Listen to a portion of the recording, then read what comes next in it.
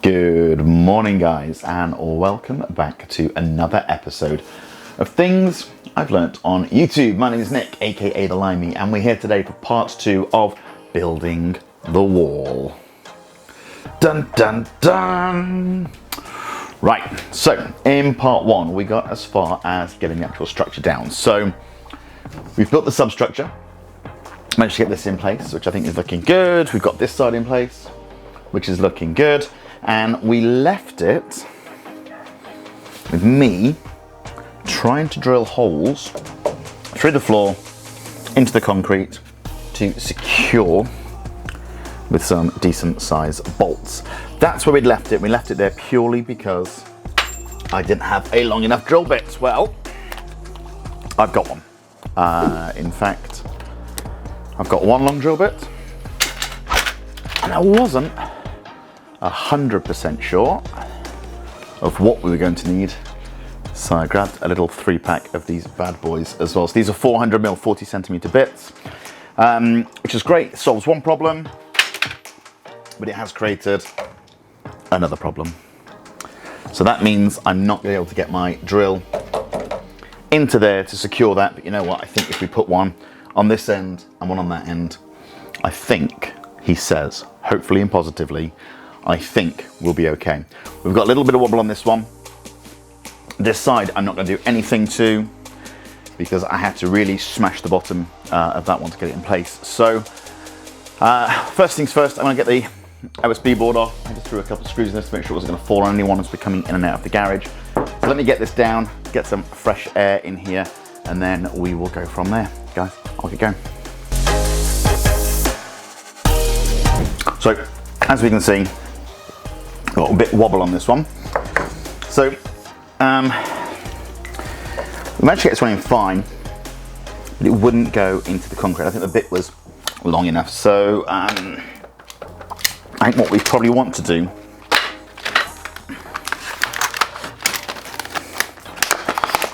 is probably start with, this one is a 8, 10 and 12mm. So what I'll do is I'm going to start with the 8.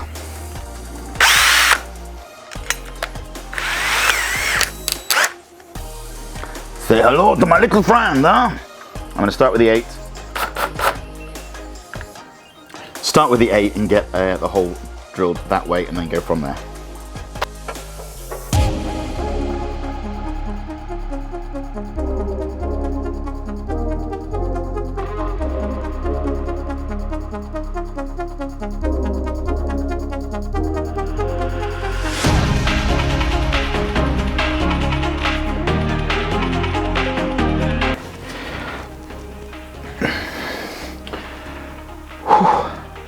That's hard work.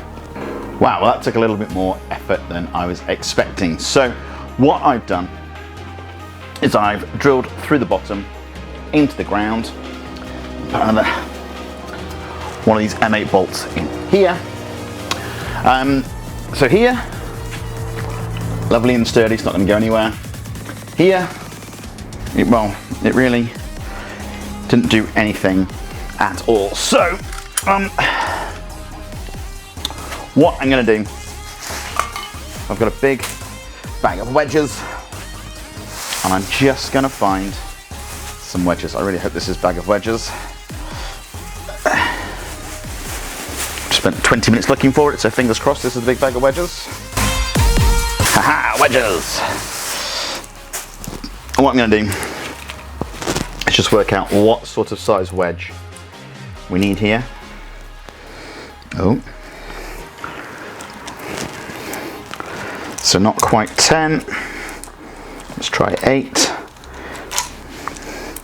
Let's try 9. See, I think 10 would probably work better. So what I will do is let's try and stick in a, let's try and wedge in the 10. It might need a little bit of gentle persuasion. So let's try that. Right, that's really done the trick. All I wanted from the bolts was to make sure there's no way if I fell against it, it was going to go anywhere, okay? Shear off on the bottom, snap off on the top. It's the only thing I really wanted. Wedges are in, nice and secure. I could probably do with putting another cross piece across here, but I'll do that in a little bit. Right, let's get this wall looking more like a wall. Time for some OSB.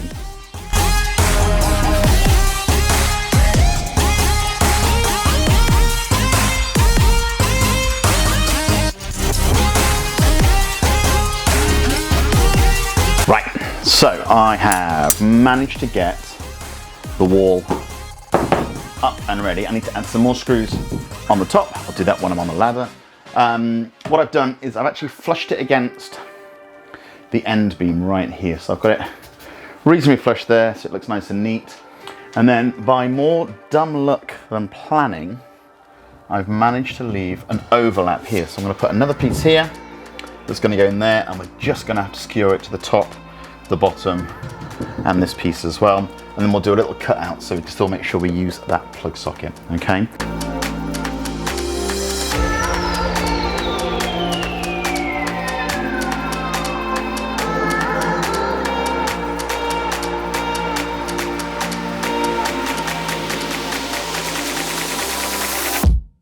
Right, we've got the OSB board. Let's get it on the table. Oof. Let's get it on the table. Oh, and while I was doing that, I thought I'm gonna make a door, haven't I? So we best get some hinges going as well. So I'll grab those out of the workbench while we have the access. Remind me they're on there. What we'll do is get this on the workbench. I'm probably gonna have a small heart attack after lugging all that wood around. Get that on the workbench. We'll get it all marked up and we'll get it chopped with the track saw, okay? So let's get that done now. Right, so hardest thing so far has been getting this OSB board in a position where I can cut it. You are on a corner. This is how wobbly it is right now. I'll move you before we cut, don't worry. So what I'm doing is I've measured that space right there, 27 centimeters. Marked up my 27 centimeters. I want to try and keep a factory cut edge. Probably going to be straighter than what I'll do even with the track saw because, let's face it, not a woodworking genius. But what I'm going to do is cut this piece at 27. Now I've decided to go for a full piece just because this fits perfectly, top to bottom, sacrifice the whole sheet. I'm going to take out the 27 on this one, and then I'll measure this bad boy and I'll probably do it from the other side just again so we keep the nice factory straight edge, which I'll pop on the inside. So let's do that. First of all, let me move you guys.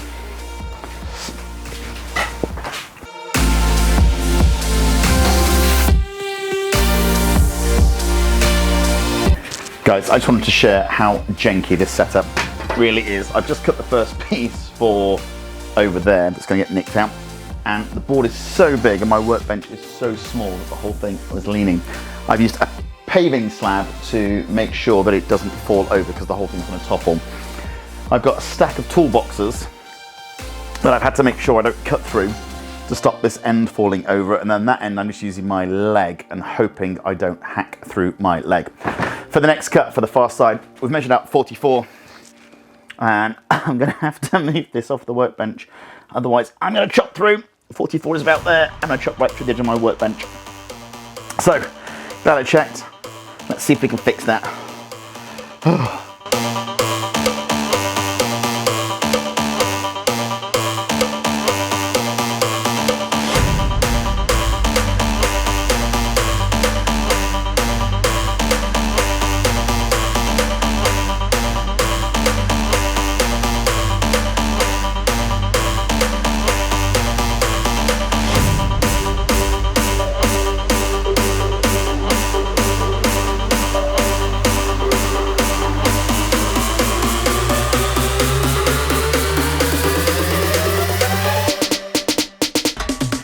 Right guys, we are getting close. We have a wall. So these are all the random pieces that I was thinking may work for the hole, but we've done it.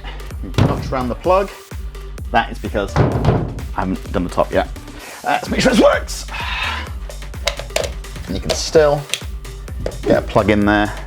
Get your hand in there to make sure the plug comes out. So if we need that plug, all good. Yeah, gross. So that's that one done. We have to use a little bit of persuasion. You can see it's just touchy. I think this brick was a bit proud. That brick and that brick. Just where the walls are bit not perfectly straight. I had to touch. And at the top, we'll get all that screwed in when I get up on the ladder. And this side is all done. So that is all done and ready to go as well. Next thing we need to do is build the door. Okay guys, so last thing we need to do now is we need to get the door to fill this hole. We've got the wall up, we've got everything where it needs to be. I need to make a door. So, right now the framework, you've got the piece that's on the bottom on the floor, and then you've got the uprights. It sits like that, and obviously you got a piece on top. So I think if I make this slightly smaller, so if I connect it there and there on the uprights, so I don't have to cut these pieces, because we know it's a perfect fit for a 2x4. So I think if I snug it up that way, I can make a door that is slightly smaller, so 2x4's width, top and bottom, make it slightly smaller, and that will be easier to fill in the hole. I can make the framework a little bit bigger, a little bit smaller, sorry, and then I can still run the OSB the whole way up, and I can lift the OSB a little bit, because obviously we won't have a 2x4 attached to that brace right there, will we? And nothing on the floor, so we won't be able to walk through without a step. So I think that's the plan. I'm going to take some 2x4s, I'm going to link them like that. I'm going to go from there. Next job.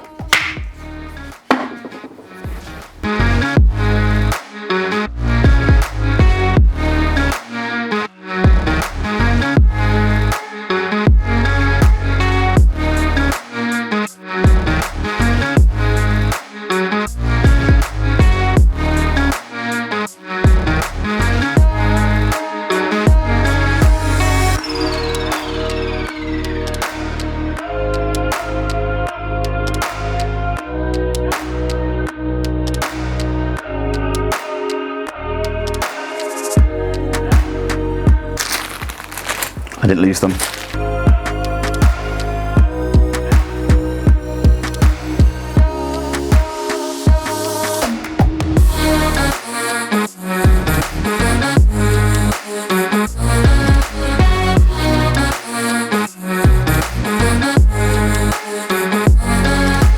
So attach the hinges, I'm going to clear out this space, bring the door frame around there, I'm going to wedge underneath, lift it off the ground, and then I'm going to attach the hinges so we can hopefully swing it into place.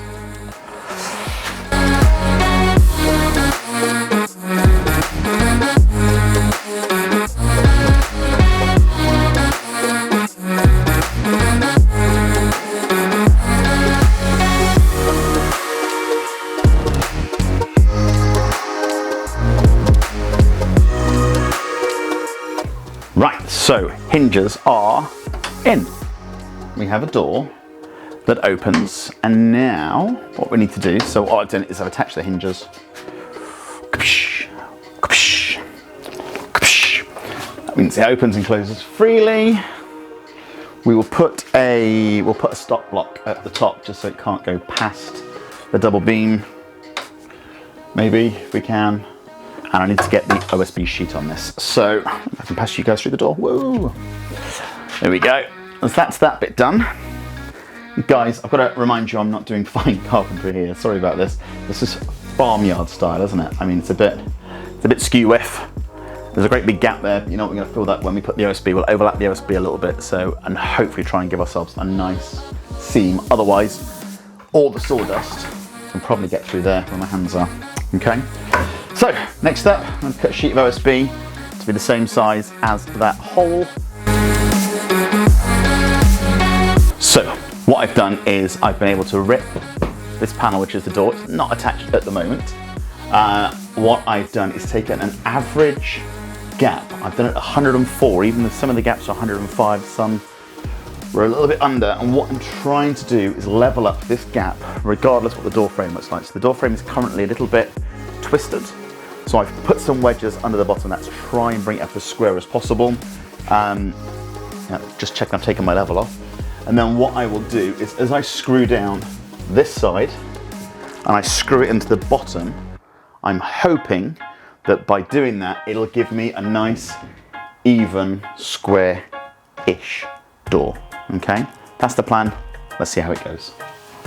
So the other thing I'm worried about is making sure there's no high spots. So obviously it's a garage floor, it's been laid by chimpanzees by the looks of it. It's completely crooked. As you've seen with the floor when we did this piece, some bits are low, it's lower in the middle than it is on the edges. So what I don't want to do is get the door, and I've lifted it off the ground by the width of a sheet. So I've got one of these under the door to try and give me that little bit of space. But what I want to make sure happens is when I open the door, it doesn't hit a high spot, okay? So fingers crossed, I think this is where it needs to be. I'm gonna screw it onto the frame. I'm gonna lift it ever so slightly that way. So it screws onto the frame. And what I might do is just get that on the frame, try and even up that gap line as much as I can, and then see if I can open the door. Wish me luck, guys.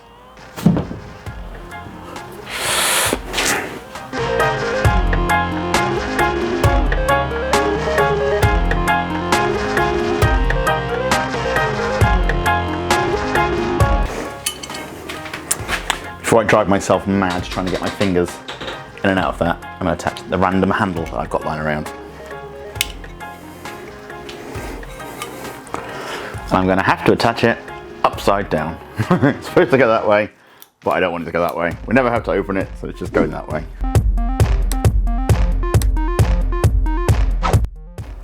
We have a door. Yes!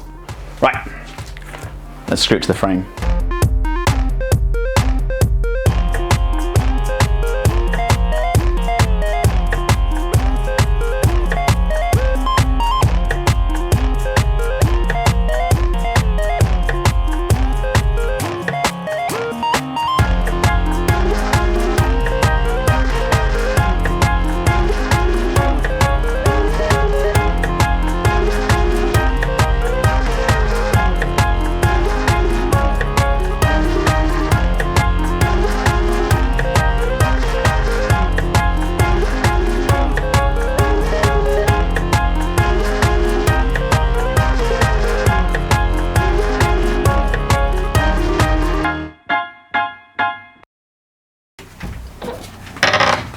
And there it is.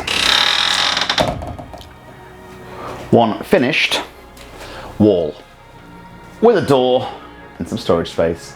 What started out as a light project quite a while ago has finally been completed. When I started the channel, I said one thing I want to do is split this garage into a workspace and some storage space. And guys, we've been able to do it, okay?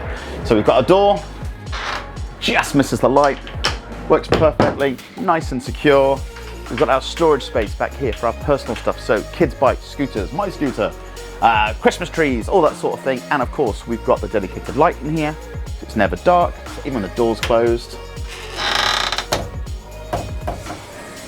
it's still nice. And actually, this might make a great place to hide when I'm playing hide and seek with the kids. Anyway, so we've got this all nice and framed up. I'm going to be doing some stuff on the two wings, actually. I've got some ideas for them. I've had a request from my good lady. And what I've done here is I've just popped a little magnet. Hopefully you guys can see that. And a metal plate there. And that just touches and it stops it from opening, okay?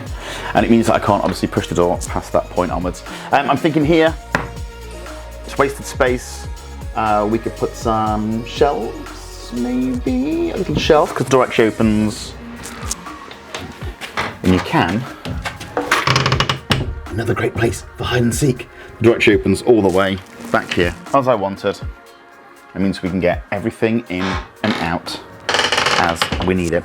I'll probably come up with a better system for that so it doesn't swing. Don't have to keep throwing a tool case in front of it. And there we have it, guys. Nice and easy. And I've actually used all of those 2x4s. At the start of this project, I bought about 25, 30 2x4s. And over the course of the two shelving units and the wall, this was my last 2x4 that I had. Okay, there's only one thing left for me to do to this wall to make it perfect. I'll do that right now.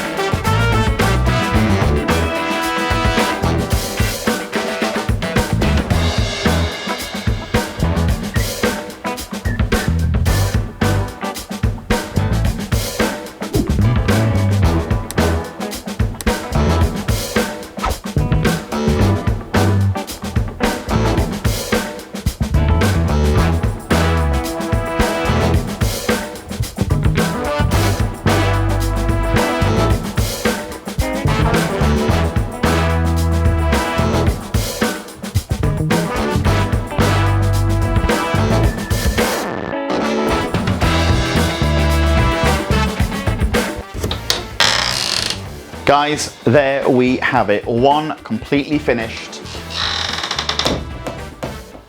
wall. The door fits, everything works. It's done exactly what I wanted it to do.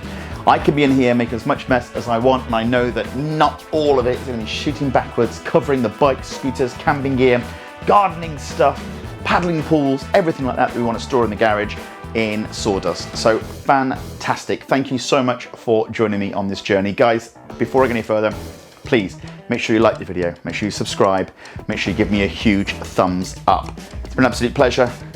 My name's Nick, aka The Limey, and this is what I've learned on YouTube.